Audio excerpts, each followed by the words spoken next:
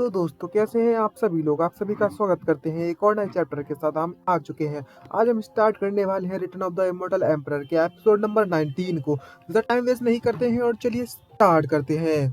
Episode की starting में हमें दिखाया जाता है जो ये त्यान है उसकी बुरी तरीके से बैंड बजा दी जाती है।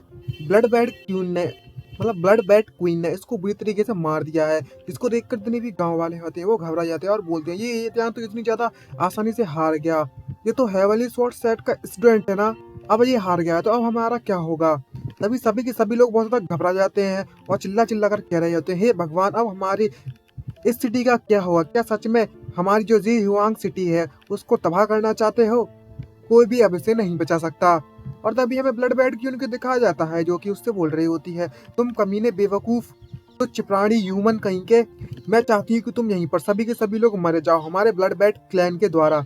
दूसरी तरफ जो जिंगी होता है इस शौक को झेल नहीं पाता है और वो बहुत ज्यादा डरा हुआ होता है और उसे कह रखता है फादर, मुझे लगा था कुछ समय के लिए कि हम लोग बच जाएंगे, लेकिन इसको देखकर तो ऐसा लगता है कि अब पॉसिबल नहीं है हमारा बचना।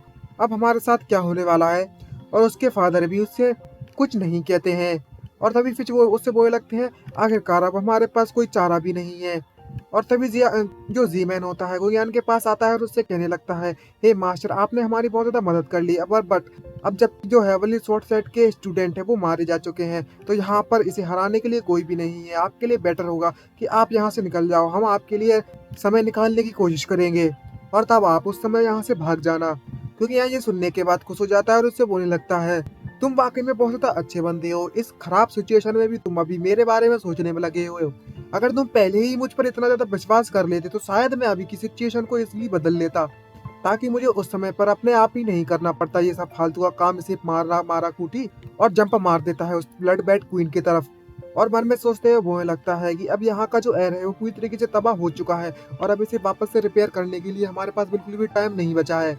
ये देखने के बाद जो जीमैन होता है और जिंगयून होता है दोनों के दोनों सरप्राइज होते हैं और वो लगते चिल्ला चिल्ला कर उससे हे मास्टर अब मत जाइए, वहां पर ब्लड बैड क्वीन है जिसने अभी अभी यंग मास्टर ये को बुरी तरीके से मार दिया था सिर्फ एक ही हिट में, आप उसे नहीं मार सकते। और जिंगयून भी उसके लिए बहुत ज्यादा परेशान हो रहा होता है और उससे चिल्लाते हुए कहने लगता है तुम वहां पर मत जाओ। जितने भी गांव वाले होते हैं वो सभी के सभी लोग ये कह रहे होते हैं कि ये अपने आप को मारना चाहता है क्या इतनी बुरी तरीके से। तभी दूसरा वाला बंदा कहने लगता है कम से कम इसके पास इतनी हिम्मत तो है हमें बचाने के लिए, लेकिन हमारे बारे में क्या। तभी एक बंदा कहने लगता है इससे कोई फर्क नहीं पड़ता कितनी ज्यादा हिम्मत है, लेकिन वो मारा जाएगा। भले ही इसके पास कितना भी करेज हो चाहे कितना भी काइंडनेस हो, लेकिन क्या वो उस ब्लड बैड क्वीन को हराने के लिए काफी होगा जिसने अभी अभी यंग मास्टर ए को सिर्फ एक ही हिट में मार दिया था। दूसरी तरफ हमें कुंग को और ब्लड बैड क्वीन को आमने सामने दिखाया जाता है जो कि फाइट करने के लिए रेडी होती है। तभी कुंग उससे कहने लगता है मैं तुम्हें एक और मौका देता हूँ, तुम यहाँ से आई हो वहाँ पर तुम वापस चली जाओ और अपने सारे के सारे क्लैन मेंबर्स को लेकर। मैं नहीं चाहता कि तुम किसी भी हमारे इनोसेंट लोगों को मारो और मैं तुम्हें माफ कर दूंगा। लेकिन ब्लड बैड क्वीन सुनती नहीं है और उस पर गुस्सा करने लगती है और उससे चिल्ला कर बोलने लगती है क्या तुम मेरे साथ मजाक कर रहे हो, तुम्हारी हिम्मत कैसी हुई, तुम एक लूजर है वली स्वॉर्ड सेट के, मैं तुम्हें भी मार दूंगी। और सीधे जाकर कुंगियान पर अटैक कर देती है अपनी फुल फोर्स के साथ। तभी कुंगियान भी अपना हेलमेट निकालता है और उससे कहने लगता है मुझे पता था कि जो काइंडनेस है वो इस बार काम नहीं करने वाली तुम्हारे खिलाफ। और तभी वो अपने वेपन का इस्तेमाल करने लगता है और सारी की सारी एनर्जी इकट्ठा करता है फिर से, जिसके कारण उसके आसपास का जो पूरा माहौल है वो काफी ज्यादा तबाही भरा बन गया होता है। उसकी सारी की सारी एनर्जी आसपास बहुत ज्यादा इकट्ठी होने के कारण वहाँ पर बहुत ज्यादा तूफानी हवाएं चलने लगती हैं और उसकी सोल वाली जो इमेज है वो वहाँ पर आ जाती है और उससे बोलने लगता है अब जबकि तुम यहाँ पर मरना चाहते हो तो मैं तुम्हारी इच्छा पूरी कर देता हूँ। और सीधे उन पर अटैक कर देता है। ये देखने के बाद जो ब्लड बैड क्वीन है उसकी फटकर 100 नहीं 264 हो जाती है, क्योंकि इतनी ज्यादा पावर देखकर वो बोलने लगती है इसकी जो एनर्जी है वो इतनी ज्यादा प्योर है कि मैं बता नहीं सकती। मुझे इसे हराने के लिए अपनी फुल पावर का इस्तेमाल करना होगा। और वो अपनी फुल पावर का इस्तेमाल करती है और उसकी जो बैट की जो इमेज है वो उसकी तरफ जाने लगती है और दोनों के दोनों आपस में फाइट करने लगते हैं। लेकिन जो कुंगियान की इमेज होती है वो उसे पूरी तरीके से हरा देती है उसकी बैट की इमेज को और एक ही बार में उसके वेपन से उस ब्लड बैड क्वीन के बीच में से दो टुकड़े हो जाते हैं जो कि देखने लायक होता है। तब ब्लड बैड क्वीन मरते मरते उससे कहने लगती है आखिरकार तुम्हारे पास इतनी ज्यादा पावरफुल एनर्जी कैसे है। और यहीं पर उसका अंत होता है। तभी वो बोलने लगता है क्वीन उसे बताती हुई क्योंकि मैं एक एम्परर हूँ इसलिए मेरे पास इतनी ज्यादा पावरफुल एनर्जी है और मेरा नाम युन क्विंग यान है। और क्विंग यान ने उसको बुरी तरीके से हरा दिया है और उससे मन में सोचते हुए लगता है ये तुम्हारे लिए गर्व की बात है कि तुम मेरी इस हिट से मारी गई हो। जितने भी गाँव वाले होते हैं वो देखकर बहुत ज़्यादा घबरा जाते हैं और बहुत ज़्यादा शॉक होते हैं। इतना शॉक होते हैं कि उनका मुँह फटा रह जाता है और बोलने लगते हैं, क्या मैं सच में इस समय पर सपना देख रहा हूँ? अभी-अभी मैंने देखा था जो ब्लड बेड क्वीन है, उसको एक ही हिट में इसने मार दिया है, ये कैसे पॉसिबल हो सकता है? क्या मेरे कोई हाथ पर पिंच कर सकता है? मैं ये जानना चाहता हूँ, ये रियल है या मैं सपना देख रहा हूँ?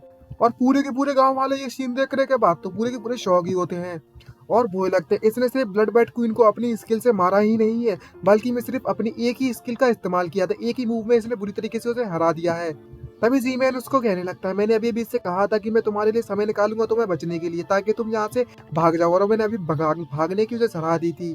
तभी जिंगियोन आता है और खांसते हुए उससे कहने लगता है, क्या मैं अभी-अभी मैंने भी यही सोचा था कि इसे यंग मास्टर ये के द्वारा मार दिया जाएगा, लेकिन यहाँ की ये सिचुएशन है उसे देखते हुए तो ऐसा बिल्कुल भी नहीं लगता। अब हमें क्या करना चाहिए? तभी तो यार उस ब्लड बैट क्वीन को मारने के बाद नीचे आता है और ऊपर में सोचते हैं, बोलने लगता है, अब की जो ब्लड बैट क्वीन है वो मारी जा चुकी है, तो अब बाकी के जितने भी बैट बचे हुए हैं वो हमारे लिए इतने ज़्यादा प्रॉब्लम नहीं बनने वाले।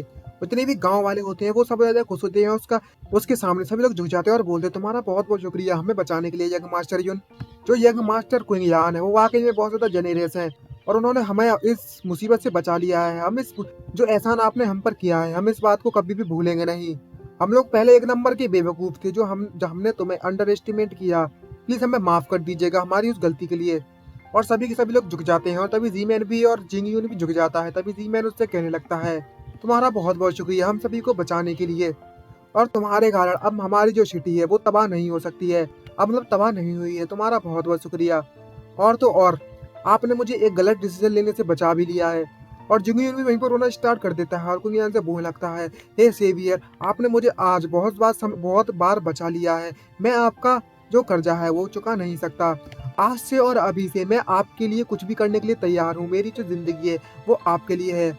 और तभी कुंग-यान उनके पास आता है और उन सभी को सहानुभूति देता है और उससे बोलने लगता है, मैं इंसानों को बचाने के लिए अपना कोई मिशन वगैरह तो नहीं समझता। अगर मुझे बचाना है तो बचा लेंगे, अगर समय-समय की बात होती है, लेकिन मैं इस तरीके से पूरे के पूरे टाउन को इन बैट्स के द्वारा तबाह होते हुए नहीं देख सकता था, इसलिए मैंने यहाँ पर तुम्हें बचाने के लिए आया था। और तो मैं इन्हें इस तरीके से आप सभी लोगों को परेशान नहीं करने दे सकता था।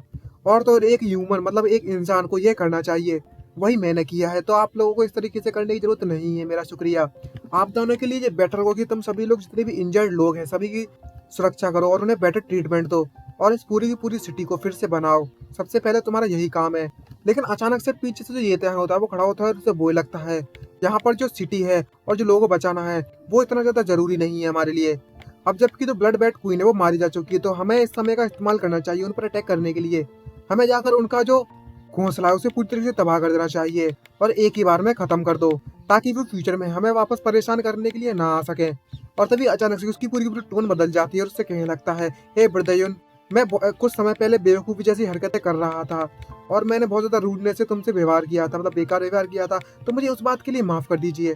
और उससे बोलने लगता है, लेकिन अभी यही समय है हमें उस पूरे के सारे बैट हैं उन सभी को तबाह करने का।